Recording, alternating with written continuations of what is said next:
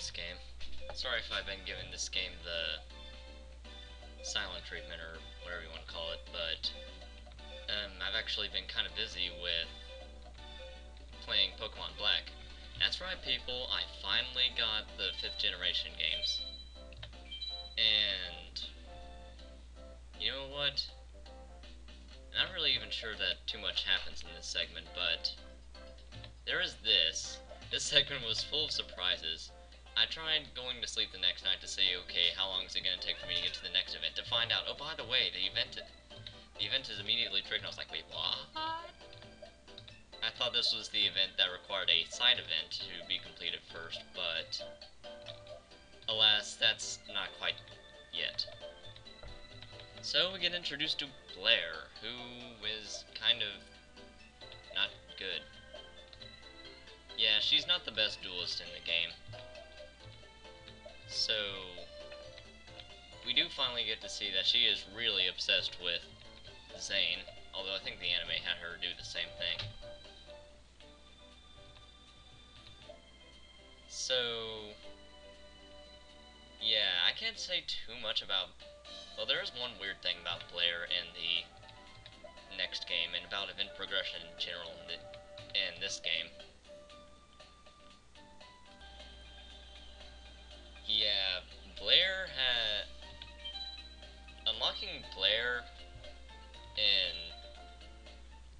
Duel Academy was one of the oddest things you have to do. What you have to do is you have to stay in the, and remember, you have to use her to get through all the events, so you have to stay in Slifer Red for like months on end, and then finally 2 new students will be introduced. One of them will be Blair. Now, event progression in the game, first off, you saw Blair, and then the whole Jaden and Blair thing happened, so you had to beat Jaden, and I think you had to beat Blair too, but can't remember too much. It wasn't until much, much later in the game, like one of the last events you go through, is whenever you went through this scene right here, which was whenever you busted into Zane's room, which is actually kind of funny in Duel Academy, because Duel Academy had it said you could go into any of the dorms, so it'd be like, hey, I'm going into your room, even though we're in the same dorm.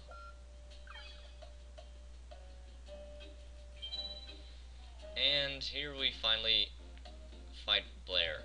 Yeah, trying to figure out where the heck she is in this game. What the heck you should do in her event in this game is kind of confusing. Now, small spoiler alert. Once you fight Blair here, she leaves Duel Academy, but over the weekends, if the ship comes, and yes, sometimes the ship will come on a Saturday, and that is really required to unlock a lot of events in the game. So if you don't get the ship, and you need the ship to finish up the event, then guess what, buddy? You're gonna have to wait a while. Now, about this game's progression, I hate it. I'm sorry, but I am not a fan of constantly redueling somebody, or even a whole bunch of people, to get money. I've already complained about that, but the biggest thing is to progress the story. Ugh. I don't understand why they make it so that you have to... The only way you can continue the story is to duel somebody to get to the next level. And the most duel experience you're gonna get from one person, and this is like the latest events too, and some of the latest duelists are about 200. You aren't gonna get much otherwise. So yeah, and some of the levels are like easily 2,000, 3,000, meaning you're gonna have to fight a lot of duelists who usually give around like 80 to maybe 150 experience a lot of times to progress through the story. Now, here's where I say Duel Academy did better in terms of story progression. You have to increase your rank. Now, as I've said before, increasing your rank in Duel Academy just means that all you did was complete a certain amount of events, which, as I've said before, not only require dueling, they usually require some sort of interest, some sort of other aspect, like completing dueling challenges, collecting the cards. And I've already complained enough about how bad the card choice in this game is, so no need to go there.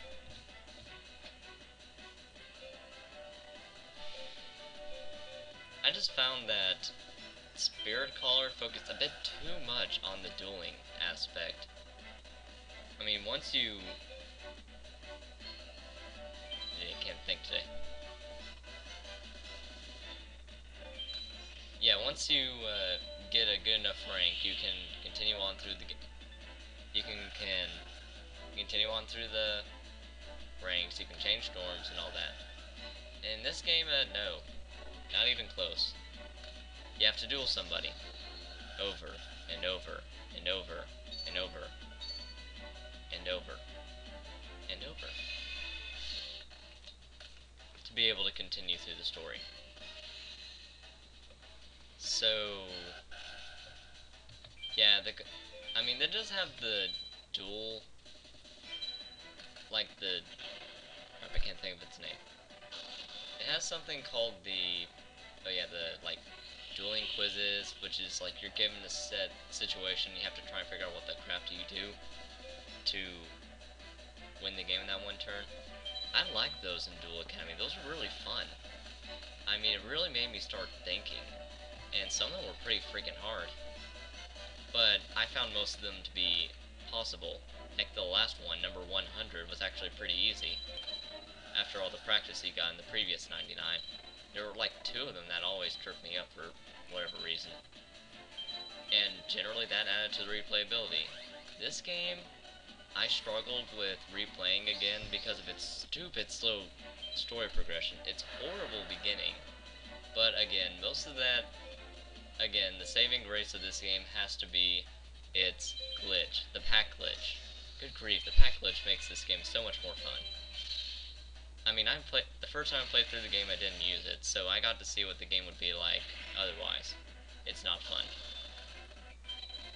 I was worrying a bit too much about equip cards, because you can't really get too much otherwise, because again, you have to duel to get money.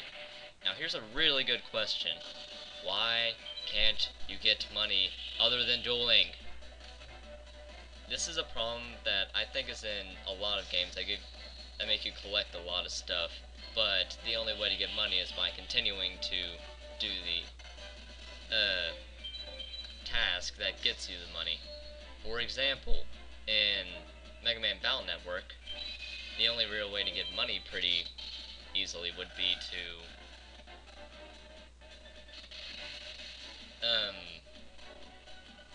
usually through mystery data and stuff like that. Otherwise, you don't get much. And you get a lot of chips in those games. But can you do anything with those chips? No. All you can do is send them to the chip trader and hope you get lucky. Otherwise, they're just gonna sit there, and you'll have like 30 copies of one thing, which is a whole lot in that game. And it's the same in this game. To collect a rare card, you have to really focus on buying a lot of packs, which will allow you to buy the cards. The problem that this game goes through is that you have so many copies of one card that you'll never use them, but you can't do anything with them. I mean, you would think that, hey, maybe having multiples of cards will allow you to put more copies of one deck, but that was only a problem the later games had. All the newer games make it so that you don't have the other decks unless you want them around. Oh yeah, like this little move I did with Blair. I barely beat her with this card. And yeah, it came out to be just enough. I don't know why, but the AI on this game, while I really talk badly about Duel Academy, can be really stupid in this game too. Anytime that people in this game have the unhappy girl card, all they do is set it down to attack mode and let people wail are completely stupid, but really, do they not think that there's any strategy we can come up with to stop them?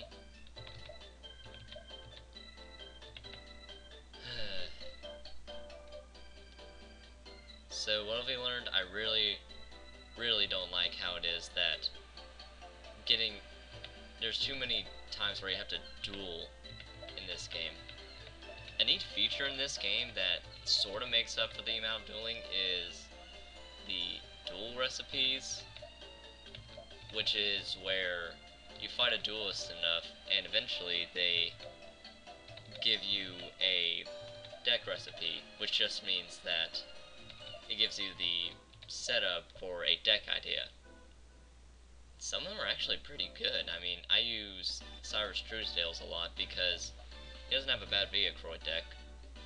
Of course, you can't get his Viacroid deck until the very end of the game, but that's complaining too much. Another thing that this game does different that I like is the gift giving thing. Now I think that was introduced in Nightmare Troubadour, or however the heck you pronounce that name. But I found that it was done better in this game. Again, because I never really played Nightmare Troubadour, it just seems like an earlier version of Spirit Caller for the first generation of cards, and those were really good, except for the God cards. Good grief, the God cards. Now, time to talk about Bastion Misawa. Yeah, I didn't talk too much about him the first time we dueled, and here was a really weird... here was a really weird time where he just kind of came in and it's like, duel me, and then we duel. It's kind of like in Pokemon. Now, in case you can't see for whatever reason and you're watching a video, you'll see that Master Misawa has some really odd cards in his deck, like Ebon Magician Curry or White Magician Pickaroo. Well, anyone who's watched the anime or played Duel Academy enough and seen the weird little scenes in between would be able to say, oh, okay, that makes sense. He actually likes White Magician Pickaroo a lot, and Ebon Magician Curry is its counterpart, so hey, why not? And they're not too bad a card. Too bad at cards. But guess what? You ain't get them in this game. Remember, spirits. They have the gold fonts and everything, and they're not really that special of a card.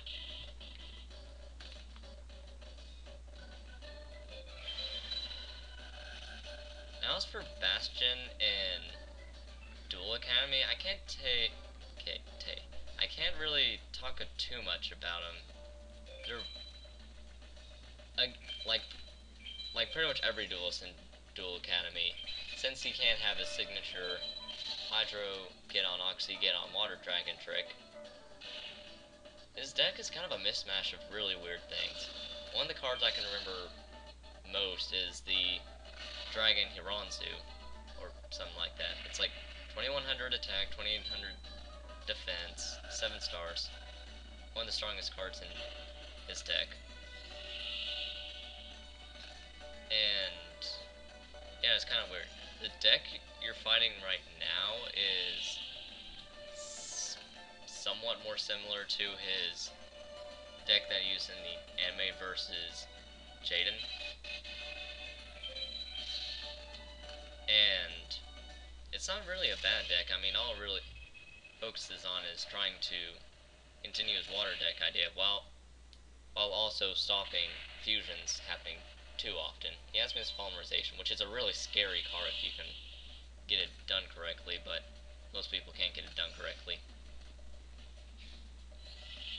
Now, in the anime, Bastion was kind of an up and down character. In the first arc, he was shown as this genius, and, well, he continued to be for the rest. It's not like he just kind of became dumber at one point. I was just really emphasizing how smart he was. I mean, he really knew how to work with cards and make good deck ideas, like I find in my myself. Okay, I'm not gonna toot my own horn. Although, he did a really stupid thing here, because now, even though he has 2,000 more life points, he could, just stopped me in the first place. I guess he was thinking I was gonna summon something stronger, so it would have been gone anyway, but that's still a weird prediction. In the second arc, he started becoming dumb. He wanted to join the secret society that came in. I don't even remember that. It was a weird arc anyway. And it kind of drove him to insanity. He even bleached his freaking hair white. Thankfully, he regained his sanity in the third and fourth, but I can't say too much about him there because I don't remember much about those two arcs. Now here's where the duel kind of drags on.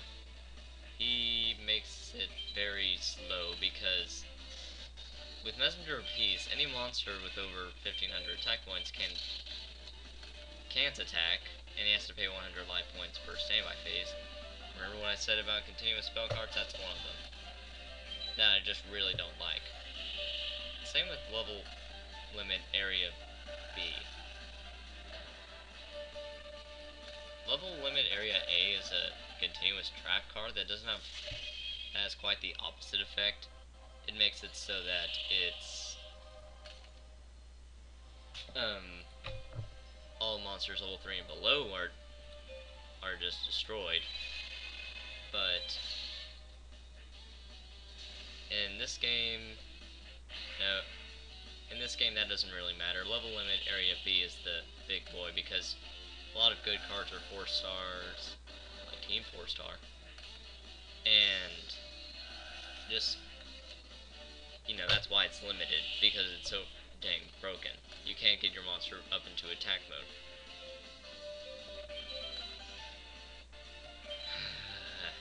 Yeah, I got too lucky in the beginning, because now I just have to kind of sit through this and figure out what the heck am I supposed to do. And also, then he'd use this. I didn't realize it, but apparently he's built his deck also around not only stopping the opponent, but dealing damage to them, and making it so he can continue his life points so that he can live. What really, really scared me was the White Magician Pickaroo, because that would make him gain life points each of his standby phases, so I was like, I'll give up Regenetrix. I can get another one of those. I do not want that thing to live.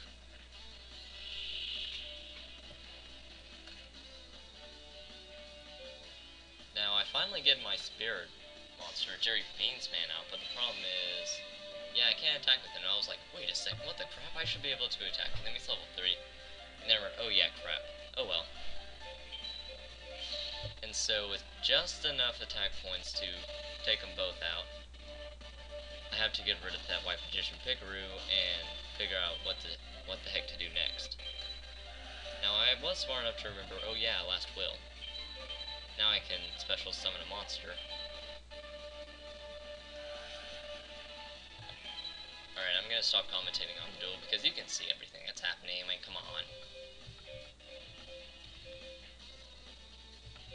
Now, one thing I could talk about real quickly is AI in Pokemon Platinum. I know it's kind of out of left field, but I was thinking, I talk so much about the AI in the Yu-Gi-Oh games,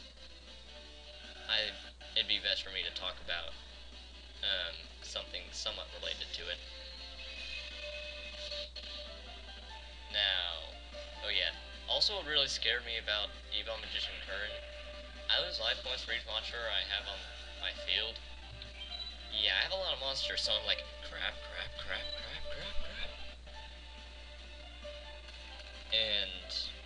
But I get rid of it, no problem.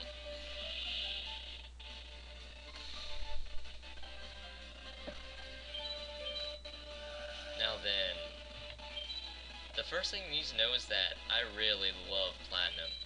And I really hate Diamond and Pearl. I'm sorry, I know it was the first 4th gen game, so Diamond and Pearl shouldn't get too much crap. I mean, it did have a pretty good soundtrack, and it has my favorite Pokemon Pokemon music ever, which was the Fight Against Dialga and or Palkia. But Platinum just did so much better in so many more regards that I really can never play Diamond again. I can only play Platinum. Now one problem I have with Platinum is its insane AI. Holy crap, you can't see too much of it until some of the later fights in the game, like say your later rival battles or the 8th and 7th gym leaders. Not only are the teams improved, but the AI is holy cow scary. I'm talking, it can predict your moves five turns in advance. And with decent teams, that's a scary combo.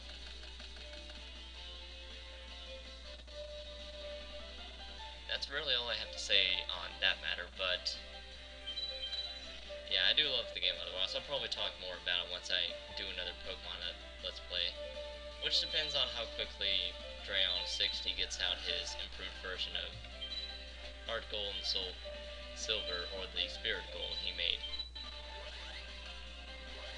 It looks like it's going to be pretty good. He's including a lot of 5th gen stuff that helped the game. It's going to be interesting to figure out how he gets past the TMs, because that was one of the biggest changes that most everybody welcomed.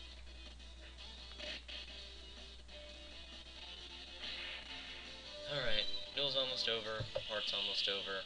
I have this duel in the back because I have a Ring of Destruction as a whole lot of backup. And sure enough, that works because he sends out this, and I even have Magic Cylinder, so I just decided, you know what, I'll make his life points exactly 0 and just finish him off that way. And with that, those are the 2 surprise events that came out of nowhere. And we finally get some Spirit Experience. Hooray. Well, I mean, it really is hooray, because it allows you to have more copies of that card, but you'd think they put in a better system for that. Oh well, no game's perfect. Not at all.